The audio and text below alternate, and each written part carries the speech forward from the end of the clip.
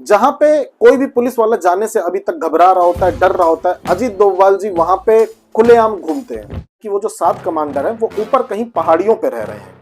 Ajit Doval sir वहीं से अपना जासूसी का किस्सा जो है वो शुरू करते हैं। इनकी वाइफ को, अजीत डोभाल सर की वाइफ तक को ये पता नहीं होता कि जिनके लिए वो पोर्क सर्व कर रही हैं, खाना सर्व कर रही हैं, वो 7 लोग मिलिटेंट हैं। अजीत डोभाल सर फिर से स्पाई बनते हैं और इस बार अजीत डोभाल सर बनते हैं एक रिक्शे वाला। नमस्कार दोस्तों, तो चलिए शुरू करते हैं शुरू से। अजीत डोभाल सर का जन्म 20 जनवरी 1945 को होता है उत्तराखंड में। अजीत डोभाल सर के जो पिताजी होते हैं वो आर्मी में मेजर होते हैं। तो जब अजीत डोभाल सर का जन्म होता है तो क्योंकि अजीत डोभाल सर के पिताजी जो होते हैं वो आर्मी में मेजर होते हैं, उनका ट्रांसफर हुआ करता है और ट्रांसफर होने के बाद वो राजस्थान आ जाते हैं। राजस्थान ही उनके साथ ही अजीत डोभाल सर भी आ जाते हैं और अपनी स्कूलिंग वो राजस्थान में ही अजमेर के एक बोर्डिंग स्कूल, आर्मी के बोर्डिंग स्कूल से वो अपनी पूरी करते हैं स्कूलिंग। उसके बाद अजीत डोभाल सर अपनी डिग्री पूरी करने आगरा आते हैं और आगरा से अपनी डिग्री की पढ़ाई करते हैं। डिग्री की पढ़ाई करने के बाद मात्र 22 साल की उम्र में अजीत डोभाल सर पहली बार यूपीएससी का अटेम्प्ट देते हैं और पहले ही अटेम्प्ट में अजीत डोभाल सर यूपीएससी को क्रैक कर देते हैं। पहली बारी में जब यूपीएससी को वो क्रैक कर लेते हैं, उसके बाद उनका ट्रेनिंग वगैरह होती है। ट्रेनिंग के बाद अजीत डोभाल सर की पोस्टिंग होती है केरला में। Ajit Doval sir as an IPS officer Kerala में पोस्टिंग होती है उनकी, और यही वो पहला समय होता है, पहली बारी होता है। इतने कम समय में उनकी जस्ट पोस्टिंग ही हुई होती है और मात्र कुछ महीने के अंदर ही अजीत डोभाल सर को भी उस टाइम नहीं पता होगा कि वो एक बहुत बड़ा नाम बनने वाले थे। उनकी जब केरला में पोस्टिंग होती है तो केरला में ही एक चीज हो जाती है जिसकी वजह से अजीत डोभाल सर का बहुत नाम होता है। तो पहली कहानी अजीत डोभाल सर की, जहां से अजीत डोभाल सर बने, जो कि आज हम लोग जानते हैं, हम सबके लिए एक इंस्पिरेशन है, वो पहली कहानी यहीं से शुरू होती है। एक्चुअली होता क्या है कि केरला के एक डिस्ट्रिक्ट में एक होटल होता है नूरजहां नाम का। उस नूरजहां होटल में ऊपर से कोई व्यक्ति एक जूता फेंक देता है नीचे वो जूता किसी दूसरे व्यक्ति को लगता है। उन दोनों में आपस में लड़ाई हो जाती है, एक विवाद हो जाता है और वो विवाद आगे चल के बहुत बड़ा हो जाता है और दंगे का रूप ले लेता है। दंगे का रूप लेने के बाद वो विवाद धर्मों में दंगों का रूप ले लेता है कि मतलब 2 धर्म के लोग एक दूसरे से लड़ने लग जाते हैं और बहुत ज्यादा लड़ने लग जाते हैं। कत्लेआम होने लगता है, लूट मार होने लग जाती है, आग लगा दी जाती है, बहुत मतलब भीषण वहां पे लड़ाई छिड़ जाती है, एक दंगा छिड़ जाता है।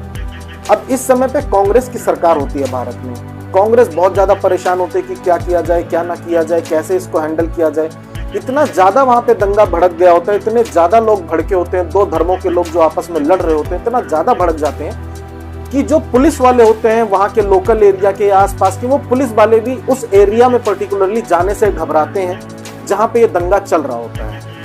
इसी बीच ये जो खबर है ये दिल्ली भी पहुंचती है। ये खबर बहुत ज्यादा वायरल हो जाती है, दिल्ली पहुंचती है, इंदिरा गांधी तक पहुंचती है, उसके बाद होम मिनिस्टर इसमें इंक्लूड हो जाते हैं उस टाइम के, और काफी सोच विचार किया जाता है। तो ये सारे लोग मिलकर एक ऐसा व्यक्ति ढूंढ रहे होते हैं जो कि यंग हो, मतलब जिसका खून गर्म हो और वो बहुत शार्प माइंड हो, बहुत ज्यादा इंटेलिजेंट हो, इसके साथ साथ वो निडर भी हो। तो जब ऐसी चीज खोजी जा रही होती है तो जो सीनियर ऑफिसर्स होते हैं वो जो नाम रिकमेंड करते हैं वो अजीत डोभाल सर का करते हैं। वो बताते हैं वहां के होम मिनिस्टर को, उस टाइम के होम मिनिस्टर को, कि अजीत डोभाल नाम का एक नया लड़का आया है जिसने एक ही बार में यूपीएससी को क्रैक किया, तो वो इंटेलिजेंट तो है ही, और जब से उसकी पोस्टिंग हुई है उसके बारे में कहा जाता है कि वो बहुत ज्यादा निडर भी है। तो क्यों नाम अजीत डोभाल को वहां पे भेजें इस सिचुएशन को हैंडल करने के लिए। और जब ऑफिसर्स, बड़े ऑफिसर्स उनको रिकमेंड करते हैं तो होम मिनिस्टर भी इस चीज को एग्री कर लेते हैं और अप्रूव कर देते हैं कि अजीत डोभाल जी को भेजा जाए। अब अजीत डोभाल जी वहां पे पहुंचते हैं जहां पे कोई भी पुलिस वाला जाने से अभी तक घबरा रहा होता है, डर रहा होता है। अजीत डोभाल जी वहां पे खुलेआम घूमते हैं और अजीत डोभाल जी हर छोटी छोटी चीजों को नोटिस करते हैं।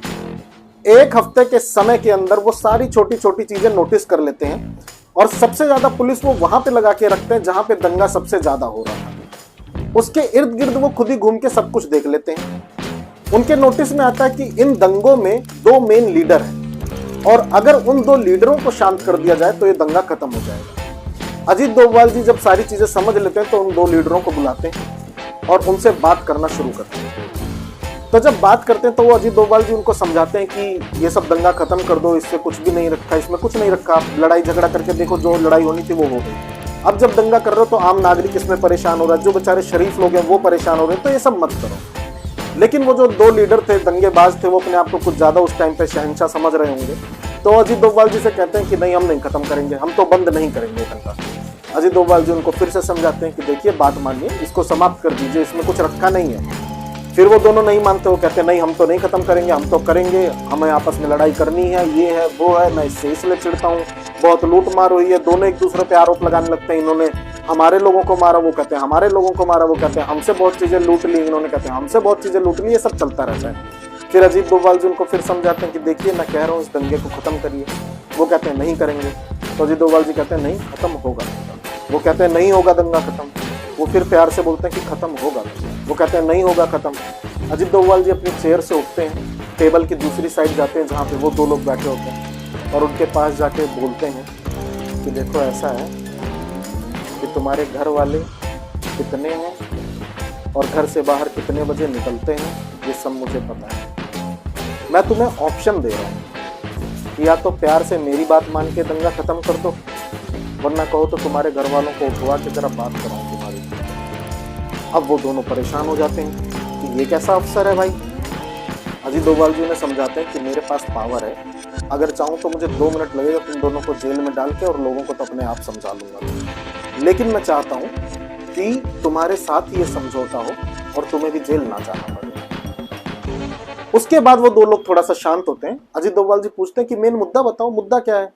तो वो मुद्दा बताते हैं कि भाई हमारा जो सामान है वो बहुत ज्यादा चोरी हो गया है। दोनों लोग बताते हैं इन्होंने हमारा लूट लिया, वो बताते हैं इन्होंने हमारा लूट लिया। अजीत डोभाल जी कहते हैं कोई बात नहीं, बस इतनी सी बात है, इसके लिए तुम लड़ रहे हो, मैं बैठा हूं, मैं इसे ठीक करूंगा। अजीत डोभाल जी वो सारा सामान उनका धुड़वा देते हैं जिसका जहां से चोरी हुआ होता है या लूटा हुआ होता है। उसके बाद उन दोनों लोगों को वो सामान दे देते हैं जिसका जो सामान होता है, और दंगे को इस तरह से शांत करा देते हैं। मात्र 1 हफ्ते के समय के अंदर अजीत डोभाल जी बिना लाठी चलाए, गोलीबारी तो दूर की बात है, बिना लाठी चलाए इस पूरे जो दंगे का जो दंगा होता है, इस पूरी फसाद को एक बार में खत्म कर देते हैं मात्र 1 हफ्ते में, और इतनी नई नई पोस्टिंग में। इस चीज के पीछे एक रिपोर्ट भी फाइल होती है, और उस रिपोर्ट में अजीत डोभाल जी की बहुत ज्यादा तारीफ होती है। उनकी चर्चा इतनी होती है कि उनकी चर्चा होते होते दिल्ली तक पहुंच जाती है, सिर्फ इस एक केस के मामले से। और जब दिल्ली पहुंचती है तो इंदिरा गांधी भी बहुत ज्यादा इंप्रेस होती है कि एक नया लड़का आया, उसने वहां पे जाके ऐसे दंगे को शांत करा दिया, बिना लाठी उठाए, बंदूक तो दूर की बात, ना कोई गोली चली, ना आर्मी को लगना पड़ा, ना कुछ। वो दंगा एक व्यक्ति ने बैठ के कमरे में शांत कर दिया 1 हफ्ते के अंदर, इतनी प्यार से। ये व्यक्ति कौन है, इससे मिलना पड़ेगा। इंदिरा गांधी जी क्या करती हैं कि उनका केरला से जो ट्रांसफर है वो हटा के, मतलब केरला से उनको हटाकर, और उन्हें दिल्ली बुला लिया जाता है। दिल्ली बुलाने के बाद उनको डायरेक्ट आईबी टीम का हिस्सा बना दिया जाता है, मतलब इंटेलिजेंस ब्यूरो टीम का हिस्सा बना दिया जाता है। अब ये वो समय होता है जब जो हमारे अजीत डोभाल जी हैं पहली बार स्पाई की दुनिया में कदम रखते हैं, मतलब पहली बार जासूसी की दुनिया में कदम रखते हैं। और जब अजीत डोभाल सर आईबी में पहुंचते हैं तो ये वही साल होता है जब अजीत डोभाल सर की शादी भी होती है। खैर, उसके बाद आईबी में पहुंचने के बाद अब अजीत डोभाल सर को पूरे भारत की सिक्योरिटी पे नजर रखनी थी, क्योंकि वो आईबी में थे। उसी दौरान क्या होने लगता है कि असम जो है वहां पे काफी हलचल होने लग जाती है, मतलब असम जो है वो तनाव में आ जाता है। उसका रीजन ये होता है, पहले जो मिजोरम है वो असम से अलग नहीं था, एक अलग स्टेट नहीं था मिजोरम, तो मिजोरम असम का ही एक पार्ट था।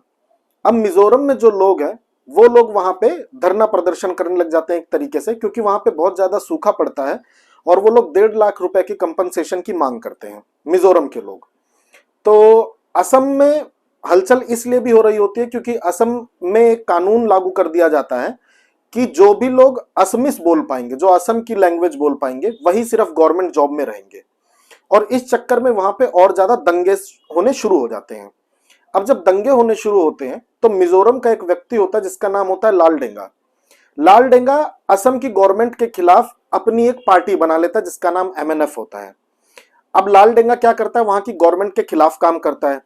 इसी दौरान क्या होता है कि जो असम की आर्मी होती है उसमें 2 रेजिमेंट को एक टाइम पे सस्पेंड कर दिया जाता है।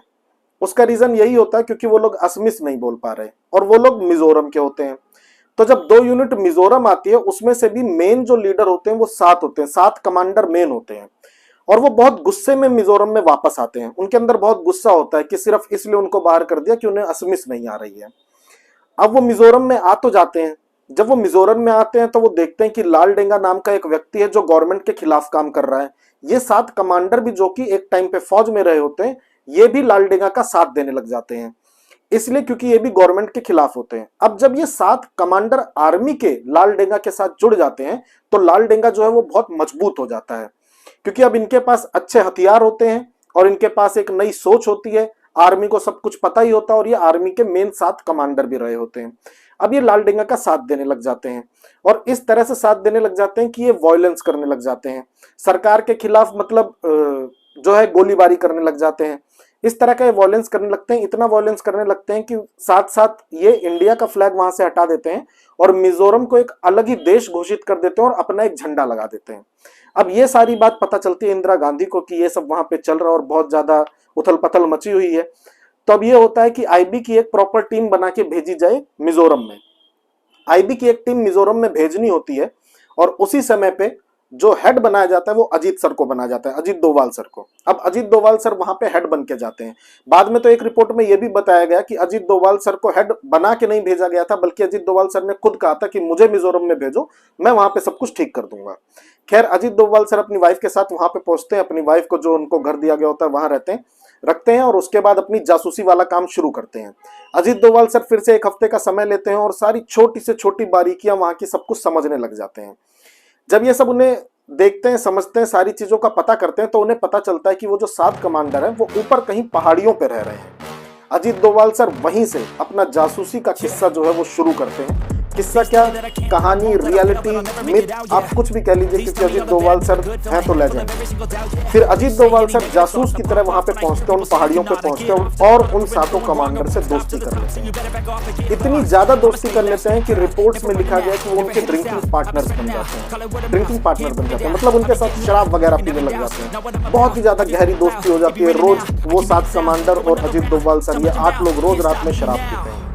एक बार तो ऐसा भी होता है कि अजीत डोभाल सर इन 7 कमांडर को अपने घर पे पार्टी के लिए बुलाते हैं कि आओ मेरे घर पे आज पार्टी, आज का खाना मेरी तरफ से, और इनको पोर्क खिलाते हैं। इनकी वाइफ को, अजीत डोभाल सर की वाइफ तक को ये पता नहीं होता कि जिनके लिए वो पोर्क सर्व कर रही हैं, खाना सर्व कर रही हैं, वो 7 लोग मिलिटेंट हैं। खैर, ऐसा जब होता है तो अजीत डोभाल सर उनके साथ खूब ज्यादा गहरी दोस्ती कर लेते हैं और लगभग 2 साल तक उनको इस चीज पे कन्विंस करने लग जाते हैं कि आप जो लालडेंगा है उसका साथ छोड़िए और भारत की सलाह मानिए, भारत के साथ रहिए और इसको भारत में ही शामिल करिए मिजोरम को। अगर आप ऐसा करेंगे तो जो भारत की सरकार है, देखिए कभी ना कभी तो आर्मी इस मैटर में घुसेगी और ये सब आपसे वैसे भी छीन लेगी, लेकिन अगर आप भारत का साथ देंगे तो आप भारत की पॉलिटिक्स में एक बड़े लीडर बन जाएंगे। अजीत डोभाल सर को ये चीज बहुत अच्छे से समझ आ गई थी कि जो लालडेंगा की मेन पावर है वो ये 7 कमांडर है।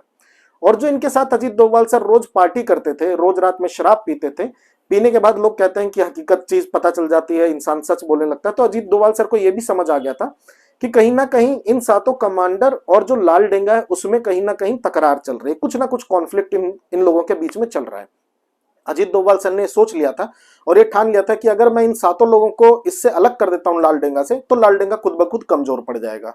2 साल का समय लगता है कन्विंस करने के लिए और एंड में अजीत डोभाल सर उनमें से 6 कमांडर को अपनी साइड कन्विंस कर लेते हैं, जो कि भारत का साथ देने के लिए तैयार हो जाते हैं। उसके बाद लालडेंगा को मजबूर होकर भारत के साथ पीस टॉक करनी पड़ती है और पीस टॉक करने के बाद लालडेंगा जो है वो भारत की बात मान लेता है। एक जर्नलिस्ट को खुद इंटरव्यू देते हुए लालडेंगा कहता है कि ये सिर्फ अजीत डोभाल की वजह से हुआ, वरना हम झुकने वाले नहीं थे। अगर अजीत डोभाल मेरे उन 6 कमांडर को कन्विंस नहीं कर पाता या नहीं करता तो मैं कभी नहीं झुकता और मिजोरम ऐसे ही रहता जैसा था, जैसा मतलब मैंने बनाया था। खैर, अजीत डोभाल का ये मिशन भी सक्सेसफुल होता है और इसके लिए भी उनकी बहुत ज्यादा तारीफ होती है। इसके बाद एक मिशन में वो सिक्किम भी जाते हैं, वो भी बहुत ही उनका बेहतरीन मिशन रहता है, जिसमें एक हनी ट्रैप में सिक्किम का जो राजा होता है वो फंस जाता है। यूएसए की एक लड़की होती है जो कि उस राजा से आके शादी कर लेती है और उसके बाद यूएसए एक तरह से कठपुतली बना देता है सिक्किम को, यूएसए के इशारों पे सिक्किम चलने लगता है। वहां भी अजीत डोभाल सर जाते हैं, लोकल पार्टियों का समर्थन लेते हैं, लोकल पार्टियों को बहुत ज्यादा पावरफुल कर देते हैं, उनको जो पैसा जितनी चीजें चाहिए होती हैं, और दूसरी पार्टी को राजा के खिलाफ बहुत बड़ा बना देते हैं और इतना बड़ा बना देते हैं कि सारी जो जनता है वो लोकल पार्टी और भारत को सपोर्ट करती है और उस राजा के खिलाफ हो जाती है। बाद में वो राजा को भी मतलब भारत के आगे सरेंडर करना पड़ जाता है और उसके बाद वो जो लड़की रहती है वो जो यूएसए से आई होती है हनी ट्रैप में जिसने फंसा होता है, वो लड़की वापस तलाक देके यूएसए चली जाती है। ये जो दो किस्से होते हैं, इससे बहुत ही ज्यादा इंदिरा गांधी प्रभावित होती हैं और सारे अफसर प्रभावित होते हैं कि अजीत डोभाल सर के अंदर तो भाई बहुत ही ज्यादा काबिलियत है, ये जहां भी जाते हैं कोई गोला बारूद बंदूक गोलियां कुछ इन्हें करना ही नहीं पड़ता, पता नहीं कैसे प्यार से ये सारे मिशन सॉल्व कर लेते हैं। इन सारी काबिलियत को इनकी देख के बहुत ज्यादा ये चर्चा में रहते हैं और बहुत ज्यादा इनकी तारीफ हो रही होती है, माफ कीजिएगा, बहुत ज्यादा इनकी तारीफ हो रही होती है। उसी समय पे भारत के बाहर भी बहुत ज्यादा हलचल होनी शुरू हो जाती है। ये वही समय होता है जब भारत ने न्यूक्लियर जो है वो एक बार अपना प्रशिक्षण जो वो है कर लिया था।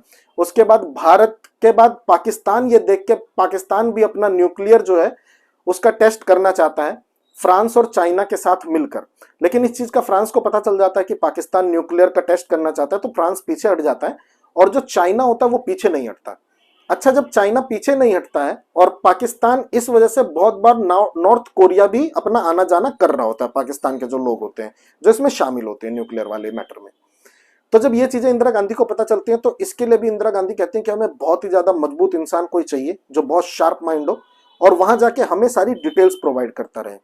और एक ही नाम जो सबके मुंह पे रटा होता है उस वक्त वो होते हैं अजीत डोभाल सर। अजीत डोभाल सर को पाकिस्तान भेजा जाता है, पाकिस्तानी एम्बेसी के थ्रू सेक्रेटरी बना के भेजा जाता है, पाकिस्तानी एम्बेसी में भेजा जाता है।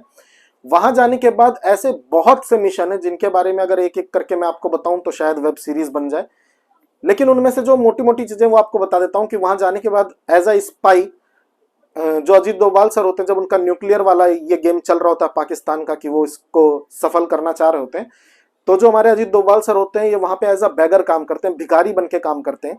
बहुत टाइम तक वो भिखारी बनते हैं और ये सब आपको पता ही होगा। फिर वो एक नाई की दुकान पर जाते हैं जहाँ पे जो न्यूक्लियर रेडिएशन होता है उनके बालों में वो पकड़ लेते हैं कि यहीं पे आसपास ही कहीं चल रहा है, क्योंकि इनके बालों में न्यूक्लियर का वो आ रहा है, रेडिएशन आ रहा है। तो नाई की दुकान से वो बालों का सैंपल लेते हैं। उसके बाद एक अपना ही बंदा भेजते हैं जो खुद जाके वहां पे पैसों की मांग करता है, घोटाला करने की कोशिश करता है। तो अजीत डोभाल सर ऐसे करके बहुत सारे छोटी मोटी बहुत सारी चीजें हैं जो आपको आज तक सुनने में आती होगी, जैसे उरी अटैक वगैरह। पाकिस्तान के लिए मतलब पाकिस्तान के खिलाफ भारत में उन्होंने बहुत ज्यादा रिपोर्ट्स भेजी थी और लगभग कहा जाता है कि 7 साल तक अजीत डोभाल सर पाकिस्तान में थे। इस 7 साल के दौरान 2 बार ऐसा हुआ कि अजीत डोभाल सर को किसी ने पहचाना था। एक बार अजीत डोभाल सर एक दरगाह पे गए हुए थे और उस दरगाह पे एक व्यक्ति ने अजीत डोभाल सर को पहचाना था ये कहते हुए कि आपने अपने कानों में जो पियर्सिंग करवा रखी है ऐसा यहाँ पे नहीं होता, आप पाकिस्तानी तो नहीं है, आप मुस्लिम भी नहीं है, आप हिंदू हैं।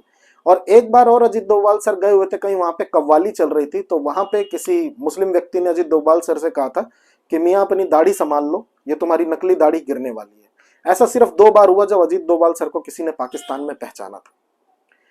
उसके बाद थोड़े समय बाद इंडिया की भी सिचुएशन यहाँ पे बहुत ज्यादा चेंज हो जाती है। इंदिरा गांधी जी की हत्या कर दी जाती है, इंदिरा गांधी जी शहीद हो जाती हैं और राजीव गांधी जी, ये एक समय आता है जब राजीव गांधी जी यहाँ पे प्रधानमंत्री बन जाते हैं। अब जब राजीव गांधी जी प्रधानमंत्री बन जाते हैं तो गोल्डन टेम्पल में के अंदर मिलिटेंट्स घुस जाते हैं। रूम नंबर 14 में, हॉल नंबर 14 में मिलिटेंट्स घुस जाते हैं और राजीव गांधी चाहते थे कि इस बार कोई भी सिख दंगा ना हो, क्योंकि पहले हो चुका था जब इंदिरा गांधी जी की डेथ हुई थी। अब 14 नंबर हॉल में मिलिटेंट्स घुस जाते हैं। अब राजीव गांधी जी चाहते हैं कि कोई ऐसा व्यक्ति चाहिए जिससे लड़ाई मार काट ये सब ना हो, क्योंकि फिर वो धर्म वाला मुद्दा बन जाएगा और धर्म के बीच लड़ाइयां होने लग जाएंगी, धर्म के लोगों के बीच। तो अभी क्या किया जाए?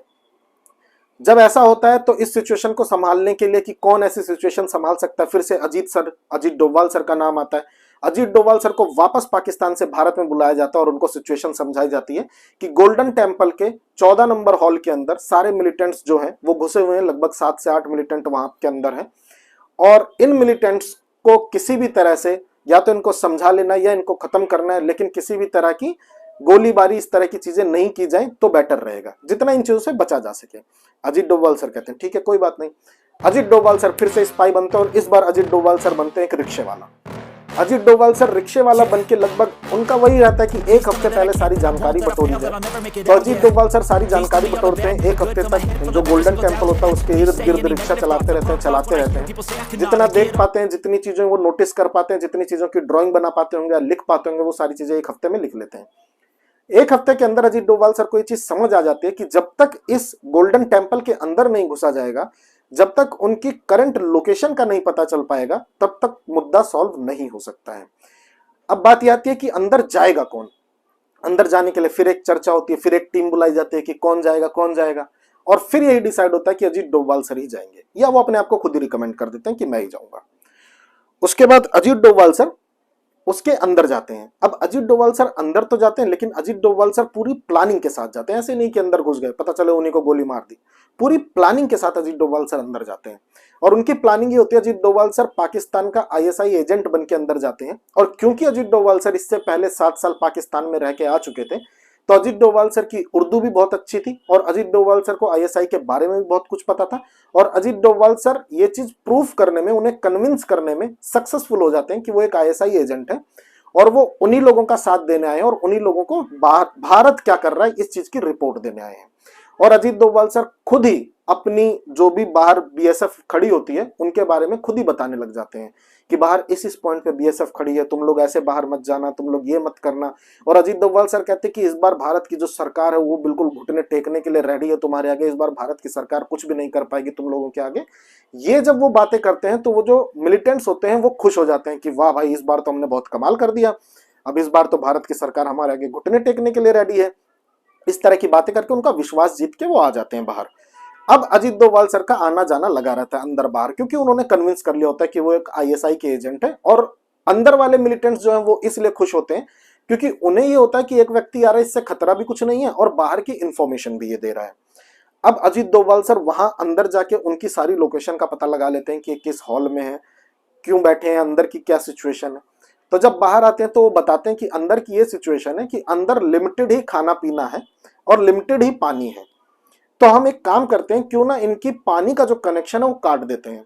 अब पानी पीने के लिए जब ये बाहर आएंगे तो इन्हें मारा जाएगा। ये इनकी प्लानिंग होती है। बीएसएफ के जो लोग अगल बगल खड़े होते हैं उनको हटा दिया जाता है और एनएसजी कमांडो को बुला लिया जाता है। उसमें से शार्प शूटर्स भी होते हैं इंडिया के पास। तो ऐसा होता है कि जब अंदर का जो पानी का कनेक्शन है वो काट दिया जाता है तो उन लोग को बहुत ज्यादा प्यास लगती है, और उन मिलिटेंट्स का जो हेड होता है वो बाहर पानी पीने के लिए आता है और उसी टाइम पे उसको शूट कर दिया जाता है। सीधी गोली मारी जाती है उसके सर में और वो मर जाता है। उसके बाद अजीत डोभाल सर वापस अंदर जाते हैं 1-2 दिन बाद, और अंदर जाके उनको बोलते हैं कि ऐसा है कि इंडिया की गवर्नमेंट अब जो है वो आपको हरा देगी। सबसे बढ़िया समय यही है कि आप लोग सरेंडर कर लीजिए। अगर आप सरेंडर नहीं करेंगे तो अब फौज आ चुकी है, एनएसजी कमांडो लग गए, वो आपको मार देंगे। तो आप सरेंडर कर लीजिए, इसी में सबकी भलाई है। ये जो मकसद है ये हम बाद में पूरा कर लेंगे और आप लोगों को जेल से भी बाहर निकाल लेंगे। एज एन आईएसआई एजेंट बन के वो ये सारी बातें उन लोगों को समझाते हैं, और वो फिर सक्सेसफुल हो जाते हैं उन लोग को कन्विंस करने में कि भैया सरेंडर कर दो। और वो सारे लोग, जितने लोग बचे होते हैं, वो सब सरेंडर कर देते हैं।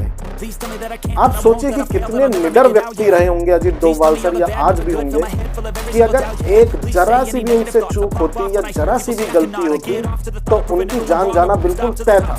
किस तरह से वो रिक्शे वाले बन के अंदर गए होंगे, किस तरह से उन्होंने ये कन्विंस कर लिया होगा कि वो आईएसआई के एजेंट हैं, उन्हीं की मदद करने आए हैं। बाद में जाके उनको ये कन्विंस कर लिया कि भैया आप लोग सरेंडर कर दो। तो अजीत डोभाल सर कभी कभी, इसीलिए मैंने टाइटल में जो लिखा है कि the man, the myth, the legend, कि पहले लगता है कि ये कोई इंसान है, बाद में लगता है मिथ है भाई, पता नहीं अफवाह होगा, ऐसा इंसान हो भी सकता है कि नहीं। लेकिन क्योंकि वो लिविंग लेजेंड है तो हमें पता है कि वो अजीत डोभाल सर लेजेंड है। ऐसे उनके बहुत सारे किस्से रहे हैं। और एक अगले किस्से पे आते हैं। अब